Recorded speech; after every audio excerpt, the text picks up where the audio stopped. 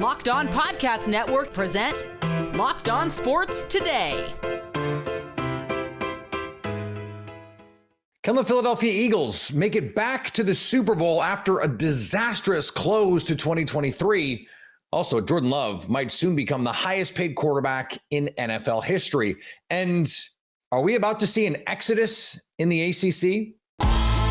I'm Peter Bukowski, starting your day with the can't miss stories and biggest debates in sports.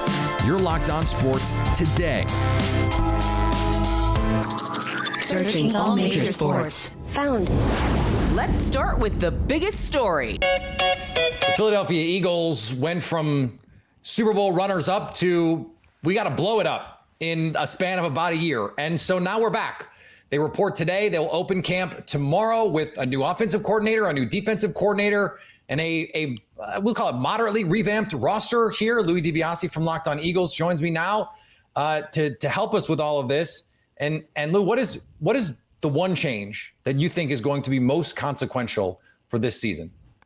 Yeah, and there's a lot of them. But if I had to point my fingers at one key change that they made that will be crucial to bouncing back from, to me, what was the biggest collapse of a contender I've seen, at least in my lifetime. Yeah. I honestly do think it's going to be, even though the defense was a mess, I think it more had to do with personnel last year than coaching. I think it's Kellen Moore taking over the offense from Nick Sirianni and Brian Johnson last year. I think he's going to implement some things that this Eagles offense really needs. I mean, they've been a top offense statistically over 2 years, but it's mostly been because of Jalen Hurts, Devontae Smith, A.J. Brown, and the personnel. Kellen Moore is going to bring in pre-snap motion. I think there's going to be more traditional play action. I think Jalen Hurts is going to actually go through more than one read. It's going to be things that help elevate the personnel rather than just the players carrying the coaches. So I think it's Kellen Moore running the offense for sure. Yeah, easy to forget. This team was 10-1 at Thanksgiving last year, finished 11-6, and the one win was a shootout with the New York Giants and Tommy Cutlets. So not exactly covering themselves in glory there at the end. You mentioned that you thought some of the defensive woes were personnel driven. They also apparently forgot how to tackle for the second half of the year.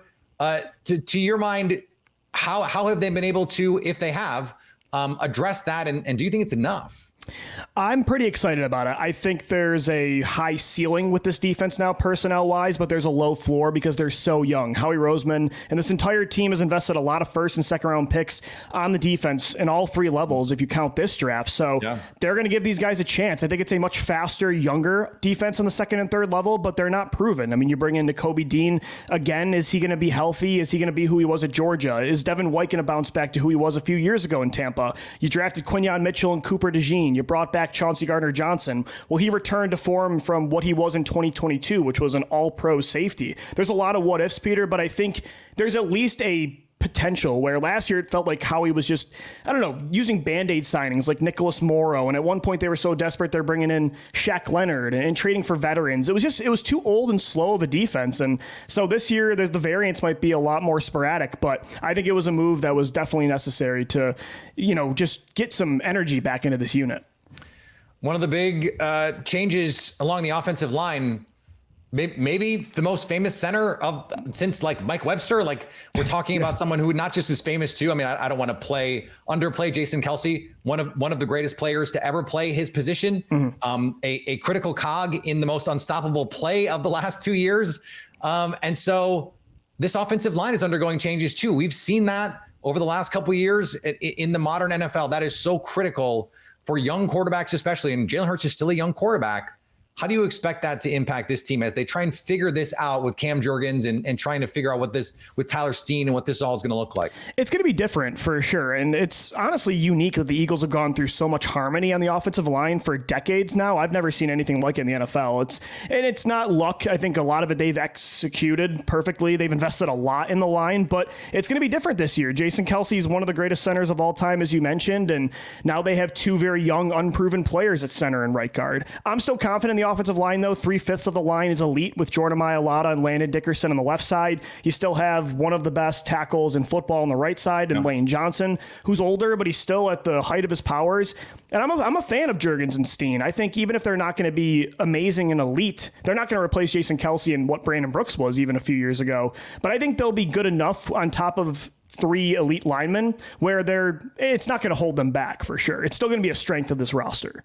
Quickly here, how good does Jalen Hurts have to be for this team to get to where they want to go? Yeah, I think he needs to return to who he was in 2022. He needs to be an MVP candidate, I think, again, or he needs to be at least who he was in 11 weeks, the first 11 weeks last year, which wasn't as good as 2 years ago, but it was still a top 10 quarterback. Stay up to date all year on the Philadelphia Eagles by subscribing to Locked On Sports Today and Locked On Eagles on your favorite podcast app and on YouTube. Thanks for making Locked On Sports Today your first listen. Coming up, the Packers are set to pay Jordan Love. Before we get to that, Team USA once again won a squeaker. No football, no NBA, no problem with FanDuel. With baseball, WNBA, and soon the Olympics, there's plenty to dive into over at FanDuel, America's #1 sports book, though WNBA on a bit of a break so we can get the Olympics. And this summer, FanDuel is hooking up all customers with a boost or a bonus daily. That's right, there's something for everyone every day, all summer long. How about a little futures betting that's not really futures? We're talking about week 1 NFL lines. That's right. Training camp's here. We're ready for it. Jordan Love and the Green Bay Packers. We're going to talk about Jordan in a second. They're 1-point road dogs to the Philadelphia Eagles, even though they're not on the road. This game is being played in Sao Paulo, Brazil. So what are you waiting for? Head over to FanDuel.com and start making the most out of your summer. FanDuel, official sports betting partner of Major League Baseball. If you're catching this episode of Locked On Sports Today after hearing your favorite Locked On show, make sure to subscribe to Locked On Sports Today on YouTube or wherever you get your podcasts so you never miss an episode. Men's U.S. basketball team beat Germany 92-88 on Monday. It's the second time in just a few days where 39-year-old LeBron James needed to take over against what was supposed to be, anyway, an inferior opponent. At what point is this no longer a trend and just who they are? Well, we talked to John Corrales from Locked On NBA and Locked On Celtics on yesterday's show. We might have to get him back on here again because this is something that keeps happening. Hopefully not something to sweat in the Olympics once the games actually matter, though we'll see. Despite being one of the best young receivers in football and having chemistry with his quarterback, it appears Cincinnati Bengals receiver Jamar Chase won't be getting a contract extension anytime soon. Bengals president Mike Brown said on Monday that right now isn't a good time to negotiate, and that's better suited to the offseason. I think that's code for I just don't want to pay it right now. The Los Angeles Angels aren't quite out of the playoff race yet, and they could be getting Mike Trout back soon. Trout will begin a rehab stint on Tuesday night with AAA Salt Lake City. The last time Trout played in a game was April 29th. Jordan Love showed up for Packers training camp on Monday. That's not news, except he didn't practice. And he didn't practice because he doesn't have a contract. He's in the last year of a deal that was negotiated before last season because the Packers did not want to merely pick up Jordan Love's 5th-year option. They decided to come to an agreement on a deal with incentives and would leave him at the end of this season in need of a contract extension. So he's under contract. He doesn't have an extension. And if you listen to everything Brian Gutekunst says on the topic, the Packers general manager, you'll think, no problem, nothing to see here. They'll just get this done. They've been saying for weeks that it would get done. They want to pay Jordan Love like a franchise quarterback. Brian Gutekunst even did a thing general managers almost never do. And he put a deadline on it. He said, we'd like to get this deal done by training camp. That's not something you say if you do not believe that this is going to get done. Matt LaFleur doesn't seem worried about it. Totally nonplussed. Jordan Love, all smiles at a kids camp last week, was not allowed to be asked about it. In fact, they cut off the interview when he was asked because the media were told you're not allowed to ask. No one seems fazed by this. This is a star quarterback, the face of the franchise. No one seems worried about it. And that's remarkable. When was the last time a star player was holding in? Because remember, you can't hold out anymore in the NFL without being fined. Mandatory fines for holdouts. So you show up, but you don't practice until the contract is in place. And by the way, the Packers, without a contract, wouldn't want him to practice anyway. We remember Teddy Bridgewater, not that long ago, with a catastrophic non-contact knee injury in practice. Jordan Love doesn't want that. The Packers don't want that. So, of course, he's not practicing. But imagine in another situation, this happening, it would be a huge story. Someone, an agent, a player, a GM, a coach would have said the wrong thing by now. And we'd be going, uh-oh, this doesn't seem great. How many times have you heard about what's going on with Dak Prescott's negotiations? He's under contract. And the Cowboys can't tag him next year. They can't trade him without Dak Prescott's say-so. That's not the situation for the Packers. If the Packers want to let this play out, they can tag Jordan Love. They can trade Jordan Love. That's not a problem. This should be dramatic. And yet, because of the way everyone is acting, it's not. There's not even the contrarian media take out there. None of the plugged in people, none of the plugged in reporters think there's anything to see here. There's no smoke. I can't remember a less dramatic star player hold in or hold out in the NFL. This is, and look, it's probably because we're going to get the contract tomorrow, the next day, or the next day. But it's still worth noting that this is a different kind of thing. And the Packers didn't want to have to deal with this in training camp precisely because of how it played out. Brian Gutekunst spoke on Monday. The first 15 minutes was Jordan Love. Matt LaFleur, same deal. And then in the locker room availability with the players after practice, every player, essentially, that any player whose name you put in a quote on Twitter anyone would care about anyway, was asked about it. And they all expressed their support for Jordan Love. This is not a story about the Packers on the field. This is a remarkable media story where no one seems to care. This does not seem to be a big deal to anyone. And I can't remember ever seeing that before. Stay up to date all year on the Green Bay Packers by subscribing to Locked On Sports Today and Locked On Packers, hosted by me, on your favorite podcast app and on YouTube. Coming up, will the ACC be the next conference to die? The Pac-12 has dwindled down to just the Pac-2 after every program except Oregon State and Washington State left for greener pastures and deeper pockets. Now Clemson and Florida State are planning their exit strategies from the ACC. Obviously, the ACC is possibly in major trouble, right? Possibly the ACC could be no more in the near future, another Pac-12 situation, depending on how these court cases go and if the other three big conferences want these new schools, maybe a couple independents. But with that, because of that, multiple ACC schools are being questioned, are being considered on whether or not they'll move, whether or not they'll stay. In Virginia, when it comes to them, they really don't seem to have a lot of options. There's not a lot of people looking for them. It seems maybe they're a package deal with Virginia Tech later on.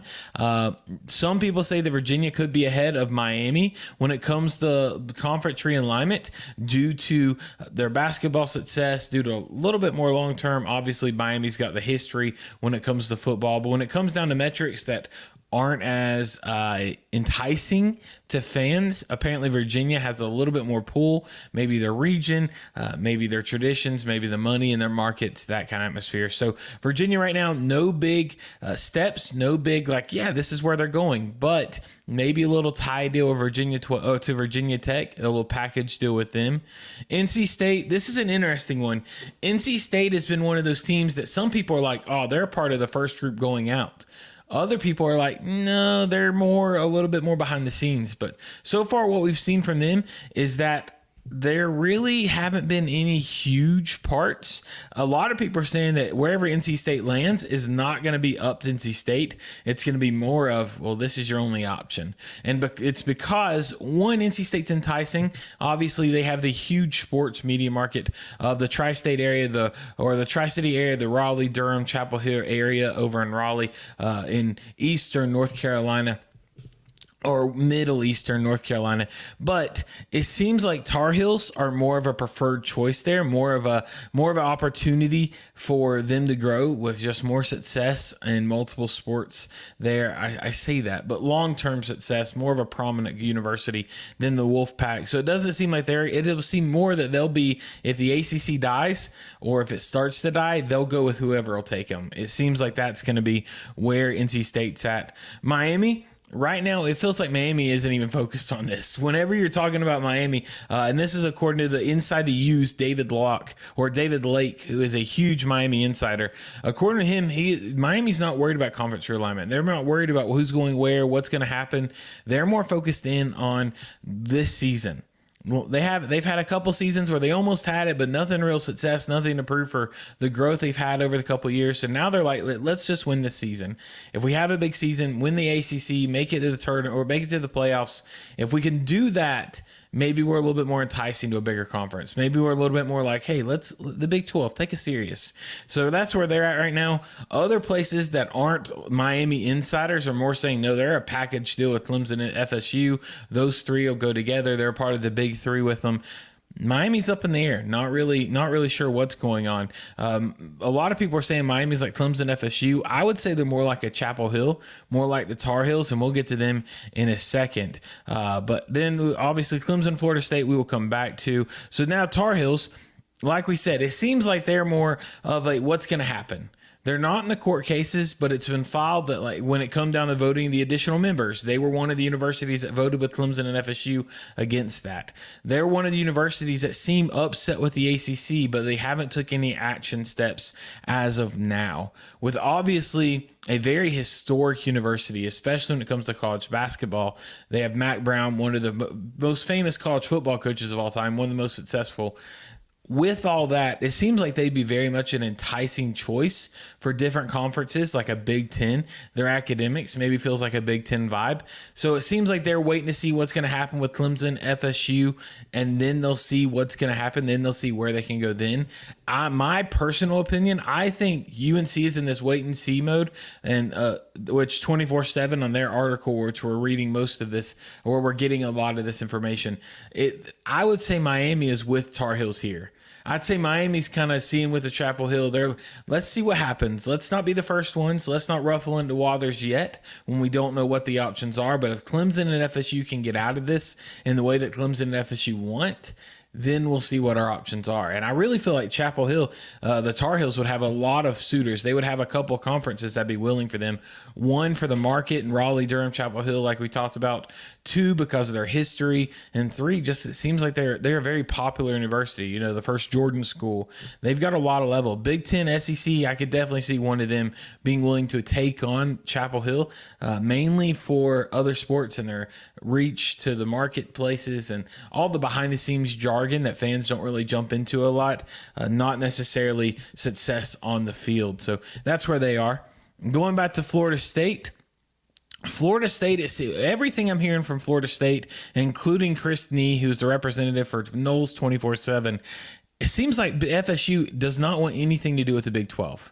Anytime people deep inside FSU are asked about Big 12 involvement, they shut it down quick. That's not where their eyes are. That's not what they want. They don't want that at all. It seems like they would much rather SEC, Big 10.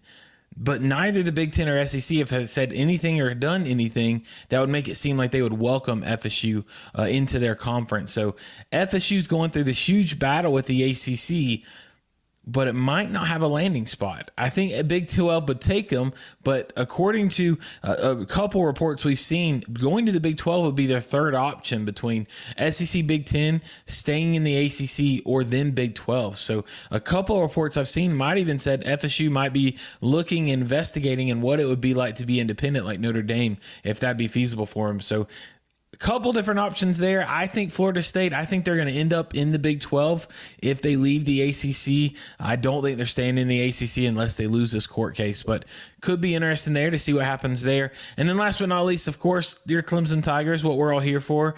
Right now, it seems like the Big 12 is going to be the option here. It's definitely not slowing down. Contract realignment, all this kind of thing, it's happening, right? The court case is going strong. News is happening every day. Media day is going on tomorrow or today and this week, and we're going to be there for it. So we're excited about all that. But Clemson has made it known they want out of the ACC. They want to leave the ACC. They don't want to stay. They're spending all the time, the effort, the money in the court case. So now if they can win the court cases, they're going to leave, and it's still up in the air as where they're going to land. The SEC commissioner was asked in their media week, how do you feel about all this? And he said, I'm not focused on it. I'm focused on our 16 teams. The Big Ten has not really made a lot of comments. Big Ten is known for wanting their schools to be AAU certified, and only 1 or 2 schools in the Big Ten are not. I believe Nebraska is not, but the rest of them are, and Clemson is not, so that might make it hard for the Big Ten to get in. Clemson's option, it seems like Big 12 is going to be where it's at, which could be interesting, could be different, a different kind of environment, different kind of teams they're competing with every level, so that could be really interesting. Right now, there's no breaking news, but it's all about the Declaration of Rights they're fighting against, the unforeseeable of exorbitant withdrawal penalty that they're trying to fight, that huge penalty fee they'd have to pay to leave, and also if they're going to be able to keep all their rights, all their financials, responsibilities, instead of the ACC keeping them if they leave the conference. So when those 3 things get settled, when those 3 aspects get settled and there's an agreement on those, when that happens, that's when Clemson will really have some heated up discussions with other conferences about joining. So that's the update on most of the schools that are involved in the ACC and conference realignment. But we will keep you up-to-date with all of that as news breaks and as we hear more. So we'll let you know we'll keep following that for sure. It's exciting. It's definitely a unique time to be a fan of college football, of college sports, and this is one that we might not see again for a long time. So I'm excited about it, excited to see what happens. Hopefully it works out best for Clemson, but we'll have to see. This is just how this works now. The blue blood programs leave and everyone else follows. This is going to consolidate further until we have just a handful of super conferences that can set the terms. And in some ways, that may be the best thing for college athletics financially. It's not going to be the best thing for college athletics from a fan perspective. Losing the provincial nature of college sports, where Michigan hates Ohio State because they're next door and because you've got 100 years of history that says so. Like, there are going to be games in the Big Ten where Wisconsin and Minnesota and Michigan are playing USC. And everyone's going to go, this is truly bizarre. How is anyone supposed to get excited about that? But this is the business of college sports that is going to ultimately hurt the product of college athletics, of high-level college football. And that's the thing. This is a football thing. Almost exclusively a football, basketball problem. It's mostly football. It's a revenue sport problem. And it's going to create all sorts of other issues for other sports that we haven't even foreseen yet. And finally, Chicago Cubs president of baseball operations, Jed Hoyer, has said that as the trade deadline approaches, the organization will look beyond the 2024 season after 2 months of playing really poorly. Well, ironically enough, the Cubs fans are also already looking past 2024 after 2 months of being really bad at baseball. If you're catching this episode after hearing your favorite Locked On show, make sure to subscribe to Locked On Sports Today on YouTube or wherever you get your podcasts so you never miss an episode. Also, if you're a new subscriber to Locked On Sports Today, we're here for you with the biggest stories in sports every day. Coming up on the next Locked On Sports Today, which team will make playoff pushes in the second half and who will fade in the major leagues? So at least until tomorrow. Stay locked on sports today. Locked On Podcast Network presents Locked On Sports Today. For more episodes of Locked On Sports Today, go to our video on demand. Click on sports at the top of your screen. There, you'll find past episodes of Locked On Sports Today, plus other Locked On shows on demand.